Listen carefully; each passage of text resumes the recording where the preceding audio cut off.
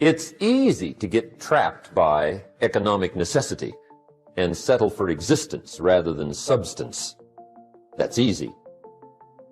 But the best advice I can give you on how to break out of that trap is to learn how to set goals. Mr. Shoaff put it to me this way. He said, Jim, if you had enough reasons, you could do the most incredible things. I never forgot how he put that. If you have enough reasons. See, reasons will change your whole life. Mr. Shoaff said to me, he said, Mr. Rohn, I think you've got plenty of intelligence, you've got plenty of talent, you've got plenty of ability. Probably what you lack is plenty of reasons. He said, I don't think your current bank balance is a true indication of your level of intelligence. I was happy to hear that. He said, I think you're much smarter than your present bank balance indicates. And that turned out to be true. I was much smarter. But of course my first question was, well then why isn't it bigger? And he said, you don't have enough reasons. You've got enough intelligence, but not enough reasons. So see, reasons can change your life. Here's what else I found out. Reasons come first, answers come second. You don't get the answers to do well till you get the reasons. Life has a mysterious way of hanging on to all the answers and only gives them up to the people that are inspired by reasons. So reasons make the difference in how your life works out. Now, what are some of the reasons for doing well? Let's go through a quick list called Reasons for Doing Well. First is personal reasons. Some people do well for recognition. Some people do well for respect. Some people do well for the way it makes them feel. They love the feeling of being a winner. Those are good reasons. I have some millionaire friends that keep working 10, 12 hours a day, making more millions. And it's not because they need the money. It's because they need the joy and the satisfaction and the pleasure that comes from being a constant winner. And see, it's not just the money anyway. It's the journey, not the money.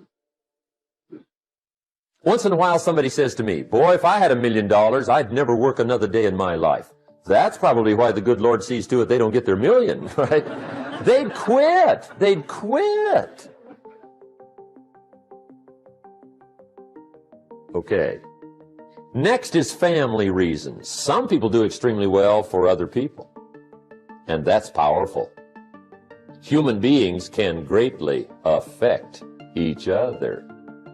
Sometimes we will do things for somebody else we will not do for ourselves. We're made that way. I met a man one time who said, Mr. Rohn, to do all the things I want to do with my family around the world, he said, I got to have at least $250,000 a year. I thought, incredible. Could a guy's family affect him that much?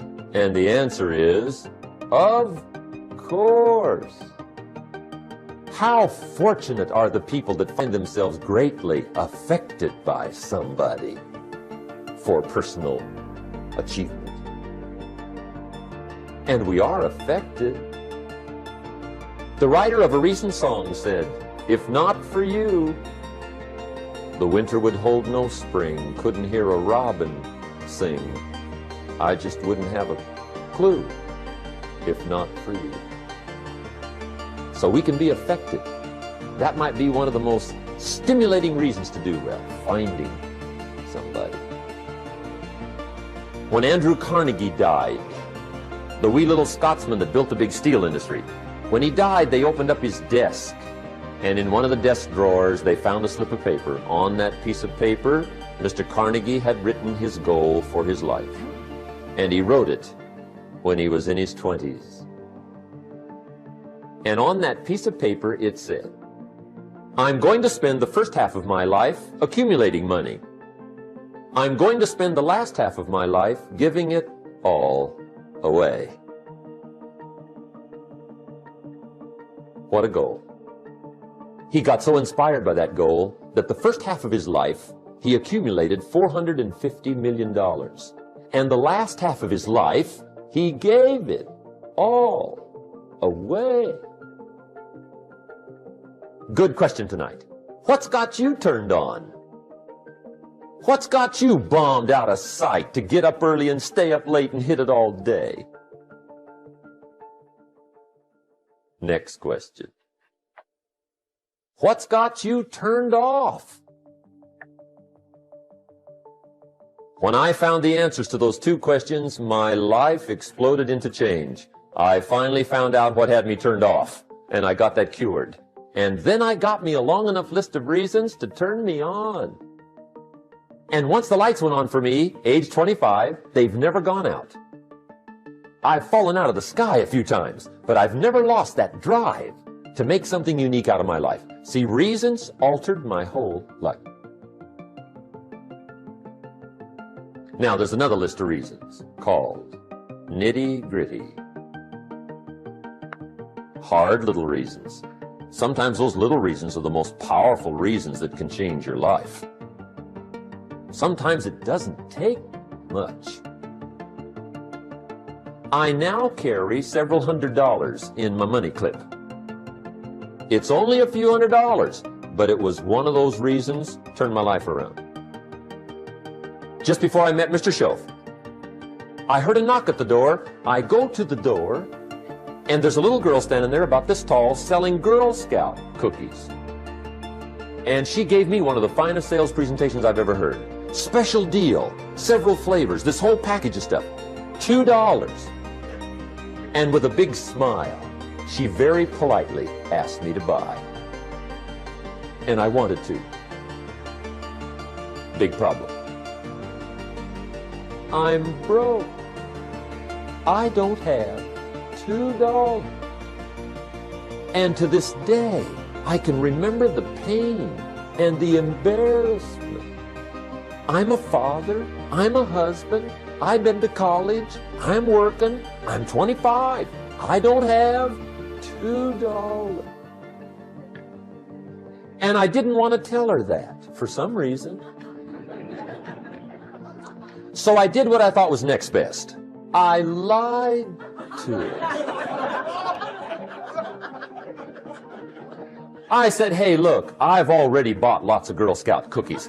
I've still got plenty stacked in the house, which was not true.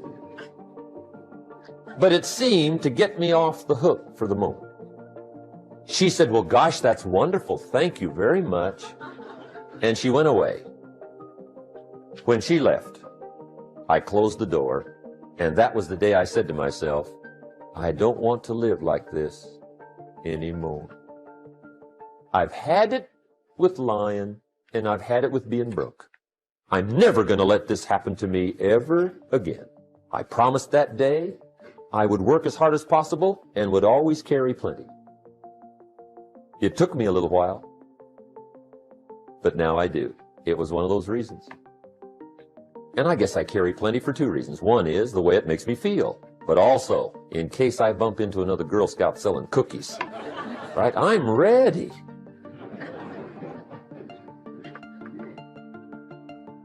I walked out of the Bank of America one time up in Saratoga, California, where I used to live. Two little girls selling candy right outside the bank. Good place. Some girls' organization they're working for, right? I come walking out of the bank. This first little girl walks up to me. She said, Mister, would you like to buy some candy? I said, I probably would. What kind is it? She said, it's almond roca. I said, my gosh, that's my favorite. She said, wonderful. I said, how much is it? She said, it's just $2. I thought, incredible. I said, how many boxes of that candy have you got? She said, 5. And her little friend was in there. She was selling candy too. I said, how many boxes have you got? She said, I've got 4. I said, that's 9. I'll take them all. They said, really? I said, yeah, it's my favorite. I've got some friends. I'll pass them around. They got so excited, put all this candy together. I reached in my pocket, gave them the $18. When I've got the candy and they've got the money, that first little girl looks up at me. She says, Mister, you are really something. How about that? Can you imagine only spending $18 and have somebody look at you in the face and say, you are really something? Now you know why I carry heavy, right? I'm not going to miss anymore.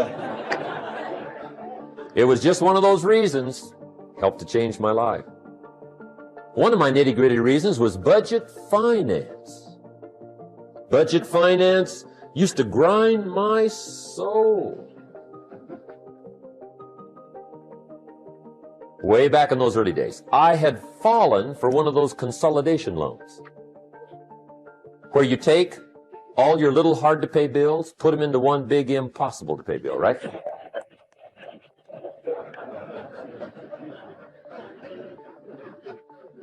I would get 4 or 5 payments behind. This one guy used to call me day and night. I don't think they're allowed to do that anymore. Harassed me. Threatened to run me in front of the judge. Threatened to ruin my credit. Threatened to embarrass my family. One day he said, we're going to come get your car, drag it rear end up down the street in front of your neighbors. The guy even called me a flake. And back in those days, I'm broke, I'm pitiful, there's nothing I can do about it. But I never forgot how the guy treated me. And when I met Mr. Schoaf, and I got my life straightened out, and the money started to flow, that was one of my first projects, budget finance. I poured it on day and night. I finally put all the money together I owed him, which was considerable. I picked a day for the payoff. And when the payoff day came, I put the money in small bills in a big briefcase. And I walked into the budget finance office on Wilshire Boulevard in Los Angeles. The guy who harassed me so often, his desk was about 3 back. I walked right up to his desk, startled him. You wonder what I was doing there? It was the first time I'd been there since I borrowed the money, right? Without saying a word, I opened up this briefcase, dumped this pile of money all over his desk. I said, count it. It's all there. I will never be back. And I turned around and stormed out. Now, that might not be noble, but if you haven't tried it, you've got to one time.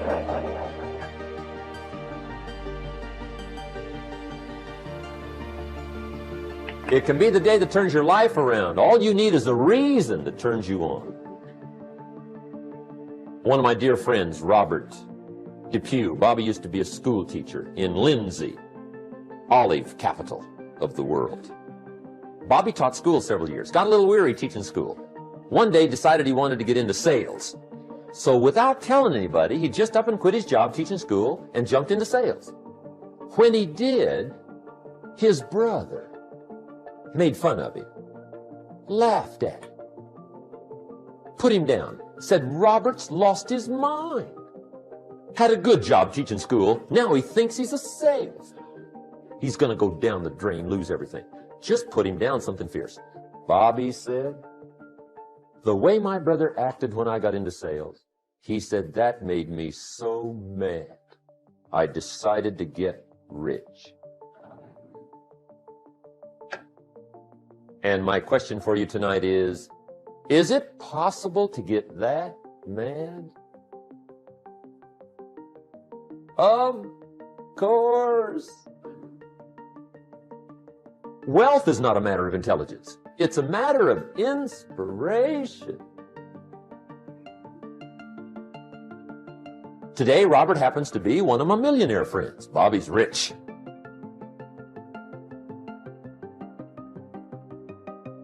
Frank Sinatra said one time, the best revenge is massive success.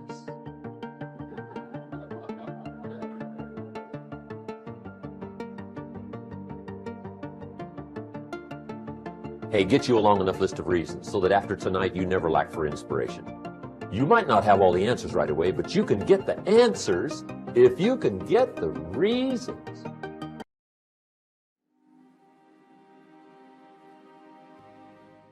Taking responsibility for whatever happens to you. Knowing that you have consciously made the decisions that are now affecting you. Knowing that what is happening now, today, is the direct result of your activity, what you did yesterday. Self-reliance is basically counting on yourself. Now, being self-reliant doesn't mean you can't work with others or trust others. Self-reliance means counting on yourself, trusting yourself, being confident with yourself, being responsible to yourself, trusting your own instincts. I'm wondering if there's any brothers in here who have broken restraints, gone over the limit. People told you this is as far as you're supposed to go, but you find yourself going beyond the limit. People who love you try to tell you you're going too far, but you won't listen because you're a grown man. You can do what you want to do whenever you want to do it and go wherever you want to go. Have you ever seen independence get somebody in trouble? Too much freedom can be a dangerous thing. It's a good thing to have some discipline in your life, to set some boundaries and say, I don't go past this point.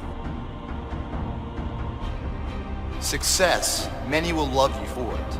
The majority will hate you because your success makes them feel insufficient in their current endeavor, reminds them of where they could have done it but they came up short and how they didn't revisit it.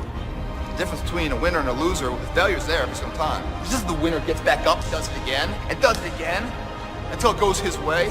So now you're down that path and you're all alone. How do you know you're on the right path? How do you know what you're doing is in the right direction? Look at the small things of life. How do you do them?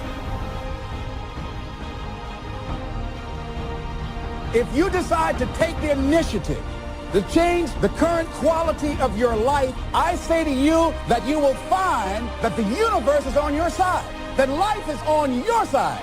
Now, would it be easy? No. Will you have some opposition? Yes. See, a lot of people won't try anything different in life because they don't want to get hurt. Let me tell you something. It's too much pain to duck. Pain is everywhere. Viktor Frankl calls it unavoidable suffering. You can't duck it. But most people spend their life not wanting to deal with the pain of rejection, the pain of being disappointed, the pain of losing, the pain of failure, the pain of not being liked, the pain. That's called life. Life is full of pain. It's everywhere. But guess what? There's no gain without pain.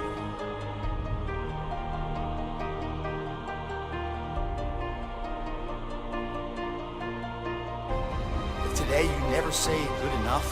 Tomorrow, you'll always have enough. It's not the title that makes you. It's not the success that makes you. The character defines the success, defines the fame, and it starts right there. Championships aren't won in the theater of the arena. They're won in the thousands of hours in the training room, in the labs, in the 5 a.m. runs, when it's raining, when everyone else is sleeping. That's when it's won. It's how you look at something. If your name's attached to it, then you do it right. The best of your ability every single time. The heart of a champion is a light switch that's always on. It doesn't go on and off if someone's watching. It's constant. How you hold yourself in the small things of life. Build the character winning blocks of the things that we're remembered for. Isn't it funny how you can find yourself in a state that you're really not supposed to be in? Maybe you're not in a physical cemetery, but you're in a spiritual cemetery. You're just in a dead place. Let me talk to you a minute because I know you all have never been in a dead place. But I know what it is to be in a dead place. I know what it is to get up and get dressed and put on my clothes and drive to work and nobody know that I'm living in a dead place. I know what it is to paint a smile on my face just because I know you're looking at me and you expect me to smile and keep to myself the secret that right now I am living in a dead place. When you find yourself living in a dead place, you are so excommunicated from everybody around you that it's hard for people to reach you when you're living in a dead place. See, I say if you look at your life, and if you're not getting what you want, you owe it to yourself to do something differently. 85%, they say, of Americans go to jobs that they're unhappy. If you're doing something 8 hours a day that you don't like, it's not giving you what you want, it's not giving you a strong feeling of satisfaction and fulfillment. If that's what it is, you owe it to yourself to start strategically working to change directions. Most people will resist change. Most people will fight change as if change would be worse than what they're experiencing. Success, guys, a very, very lonely road, man. Along that road, you're not gonna see too many friends. You're gonna see your shadow most often. See, the thing is, for many people, they've tried the same path you're on, and they failed. As you walk this journey, you're gonna see carcasses all over the place of people that didn't quite have it. How do you know you're on the right path? Where do you go to ensure that?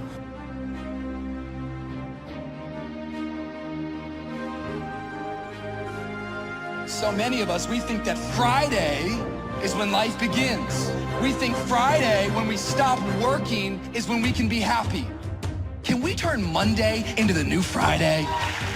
You ought to wake up every single day of the week. Doesn't matter if it's Friday, doesn't matter if it's Saturday. You ought to wake up and say, devil, not today. It's Monday, and I got a vision for my life.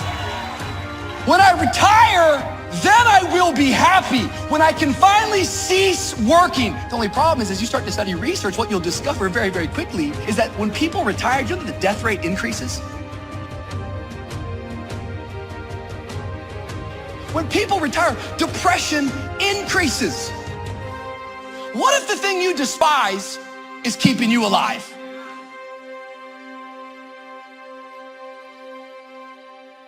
Sometimes the greatest moments in your life happens after pain,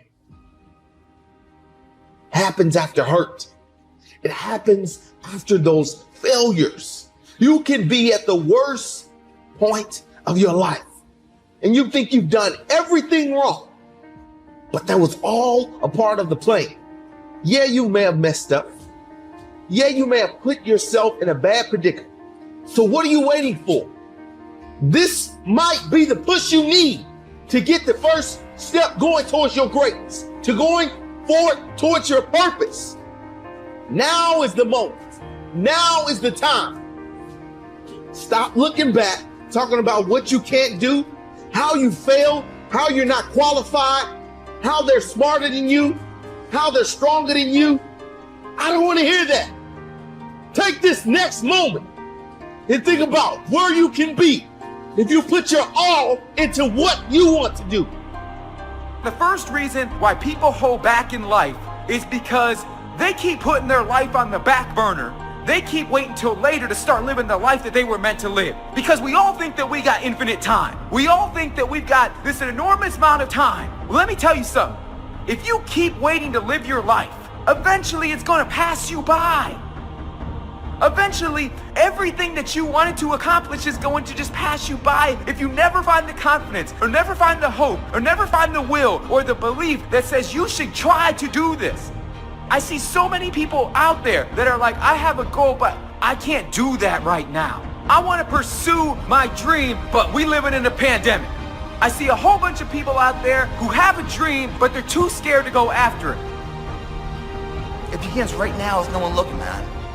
And how you hold yourself, how you see yourself. What do you do when no one's watching? If you do it then, I guarantee you, you'll be doing it when everyone's watching. Gestalt psychologists give an example of being self-reliant. They say that you're responsible for getting caught in the rain. They say that by deciding not to carry an umbrella every day, you have made the decision to endure an occasional drenching. Translation: by not being prepared, you make the choice of getting caught in some of life's unpleasant circumstances. Be they rain, failures, economic losses, relationship losses, professional losses, personal losses. By not being prepared, thinking ahead, it's your choice. Now here's the other side of it. By being prepared, you increase your chances of success. You increase the likelihood.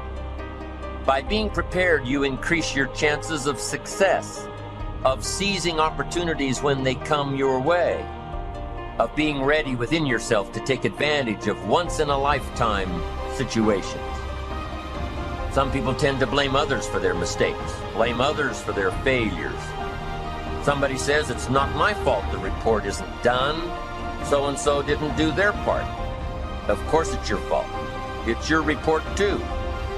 It's your responsibility to see that everyone you delegated work to does their part. Now, you can't control what others around you do, but it's in your own best self-interest, your enlightened self-interest, that you stay on top of things, especially if it's going to affect your future. You think your boss cares that John didn't do his part? You think he sees John as the bad guy? Of course not. All he sees is that the report isn't done, bottom line. Be responsible for the things that affect you.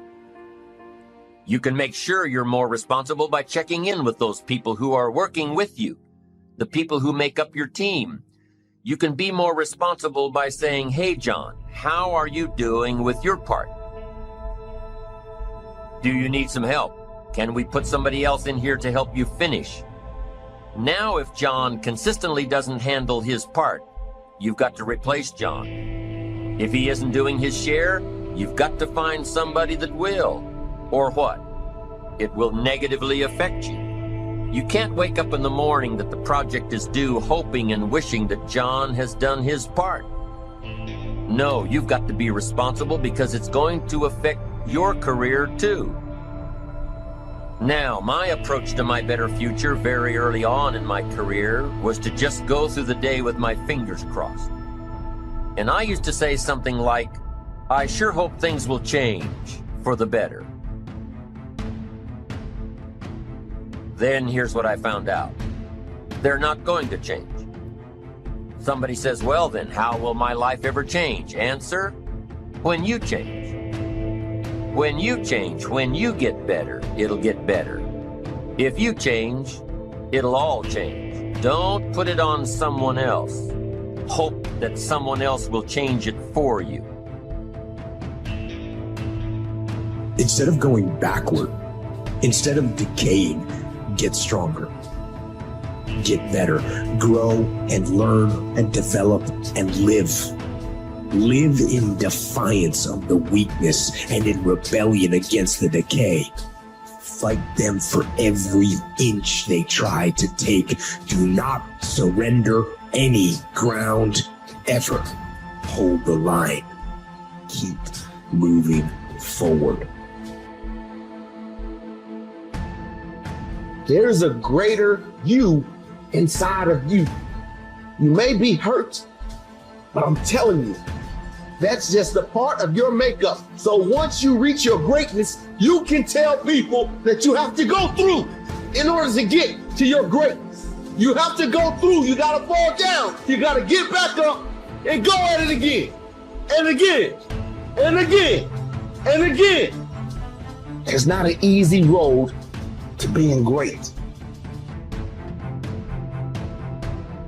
Take responsibility for yourself. Take personal responsibility. You can't change the circumstances or the seasons or the wind, but you can change your reading habits. You can change whether or not you go for the skills, burn the midnight oil, turn yourself around, multiply your value by 2, 3, 5, 10. That you've got charge of. That you have control of. You don't have control of the constellations, but you've got control over whether or not you go to night school, learn some new skills. You have control over that. And if you don't, that's your fault. You've got to take personal responsibility. You've got to be self-reliant. You. Nobody else can change your life, alter your ambitions, pave a golden road for you. But you can. It's up to you. Be responsible for yourself. Learn to reap the harvest without complaint. This is a sign of growing maturity. And here's where it comes from: taking full responsibility. Take full responsibility for everything you do. Be responsible to yourself. It's your crop. Whatever your paycheck is, take full responsibility. You say, well, it's my employer. No, it's not your employer. You can become twice as valuable, 3 times as valuable. Burn the midnight oil, learn some more skills, bring more value to the marketplace. I'm telling you, whatever your harvest is, take it without complaint.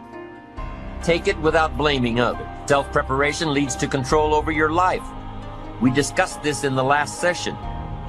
Whenever you prepare correctly, taking all of the steps you're supposed to take, doing everything in your power to stay on track, whenever your preparations lead to success, achieving your goals, you reinforce the disciplines that got you there.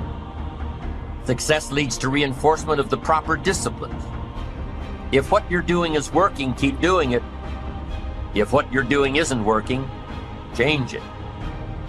When you are doing all that you can possibly do and are successful at reaching your expectations, keep doing it. Success is a reinforcement.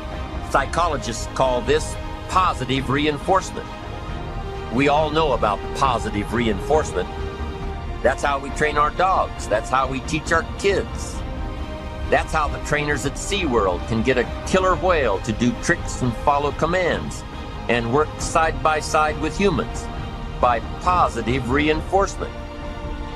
When you bring a brand new puppy home and try to teach him not to mess in the house, what do? You reward him for going outside or scratching at the door. When you're trying to get your toddler out of the diaper stage, what do? You reward her with special presents, make her feel special for learning something new. When you're trying to get your older kids to crack the books and study, what do? You reward them when they get good grades. You teach them that the skills they are developing now will have great positive effects on their lives later. But you reward them now. This is positive reinforcement. Learning that there are rewards for doing something good, something worthwhile, something of value. The greater the value, the greater the reward. The better you do, the better your reward. The greater the value, the greater the reward. A bigger paycheck, a better house, financial freedom. It's all a reward system. Now, there are 2 major benefits of positive reinforcement. Number 1, positive reinforcement builds good habits. If what you are doing, the habits you've gotten into, are building your ambition and increasing your success, keep doing them. Your success is reaffirming that these habits are good. Your success tells you that you need to keep doing what you are doing. By reviewing these habits that bring on success, you reinforce them, give them sticking power. Now here's the other side. By reviewing your habits, what you do every day, by reviewing your habits, you may find out that some of them are inhibiting your success. You may find out that what you're doing every day is bad for you. Or you may realize that you've gotten out of some very good habits. Somebody says, well, I've just gotten out of the habit of taking my daily walk around the block. Well, I guess you'll just have to get in the habit of being sick down the road. Somebody says, well, I used to read the books all the time. I've just gotten out of the habit. Then change it. Go back into your disciplines. If you've just gotten out of the habit, just get back into the habit. It's called discipline. If it doesn't work, don't do it any longer. You can keep your fingers crossed if you want to and hope that it'll all straighten out. You can wish for the wind not to blow quite as severely, to change in your favor, but we call that naive at best. If the habits that you've gotten into aren't serving you, change them. You can't keep doing this any longer. Don't wish for a better wind. The key is to wish for the wisdom to set a better sail. Utilize whatever wind that blows to take you where you want to go. That is the philosophy I picked up at age 25, and it revolutionized my whole life. And here's what I found. I found it was easy. I became a millionaire when I was 31, and I found it was easy. Now here's my definition of easy. It was something I could do. I figure if it's something you can do, it's easy. But here's a little parenthesis. I worked hard at it. I made sure my disciplines were in line. I made sure my habits were good. I made sure I did all that I could. I found something that I could do, but I worked hard at it. I got up early, stayed up late, and worked hard from age 25 to 31. But what I did was easy, meaning it was something I could do. Well, you say, Mr. Rohn, if it was so easy, how come during those 6 years, all those other people around you didn't get rich? Here's why. It's easy not to. How else would you describe it? That's it. It's easy to keep doing the things that don't work. It's easy to keep bad habits. It's easy not to develop the disciplines. It's easy not to. So how come I got rich and they didn't? Here's a philosophical phrase. The things that are easy to do are also easy not to do. That's the difference between success and failure, between daydreams and ambitions. Here's the key formula for success. A few disciplines practiced every day. And those disciplines have to be well thought out. What should you spend your time doing? Don't waste your time on things that aren't going to matter. But a few simple disciplines can change your whole economic future. Future with your family, future with your business, future with your enterprise, your sales career, your management career. A few simple disciplines, a few simple habits, good habits, repeated every day. Now here's the formula for failure. Errors in judgment, repeated every day. All you've got to do is to have a few errors in your judgment and repeat them every day. I'm telling you, they'll spin out of control in 10 years. You'll end up driving what you don't want to drive, wearing what you don't want to wear, living where you don't want to live, earning what you don't want to earn. A few errors every day, bad habits every day, it's disastrous. Now here's why it's easy to repeat an error in judgment. Because failure doesn't fall at the end of the first day. Bad habits don't show their horrible results at the end of the first day, or the first week, or the first month. It's easy to get faked out. If disaster fell on us at the end of the first week, we'd change our philosophy. But it's so subtle. Errors in judgment, bad habits. They're so subtle, they get you a little off course, a little off course, a little off course. You keep drifting off course, and all of a sudden you're caught. So you've got the choice right now of one of two easies, easy to do or easy not to do. I can give you in one sentence how I got rich by the time I was 31. I did not neglect to do the easy things I could do for 6 years. I did not neglect. That's the key. I found something easy I could do that led to fortune, and I did not neglect to do it. The major reason for not having more of what you want in America, more health, more money, more power, more influence, more everything, the major reason is simple neglect. Neglect. And if you don't take care of neglect, it becomes an infection, and then it becomes a disease. So if you're in the habit of not doing it, doing all it takes to get ahead, get in the habit of doing it. Doing all it takes. That's the first benefit of positive reinforcement, building good habits. Now, the second benefit of positive reinforcement is that it creates the energy to fuel additional achievement. It gives you the drive to do more, to not only keep on doing what's right, but to do more of what's right. The disciplines that will help you grow and get ahead of it all. The knowledge that what you're doing is paying off creates more energy to keep going. How easy is it to get up in the morning when you know you're not doing all that it takes? It's not very easy at all. You can just lay there awake thinking, oh, what's a few more minutes in bed? It won't matter much anyway. Wrong. It does matter. It will matter. Now, how easy is it to get up in the morning when you're pouring it on, doing the best you can, anxious to get going, make progress toward your dreams? It's a whole different story. When you're resting to renew your reserves, it's much different than resting to avoid your day. When you're psyched up and excited for your life, when you're excited for what you've planned to accomplish for the day, it's amazing. You'll wake up before the alarm clock even tries to startle you awake. Your successes fuel your ambition. Your successes give you extra energy. Your successes pave the way for more successes. It's the snowball effect. With one success, you're excited to meet another, and another, and another. And pretty soon, the disciplines that were so difficult in the beginning, the disciplines that got you going, are now part of your philosophy.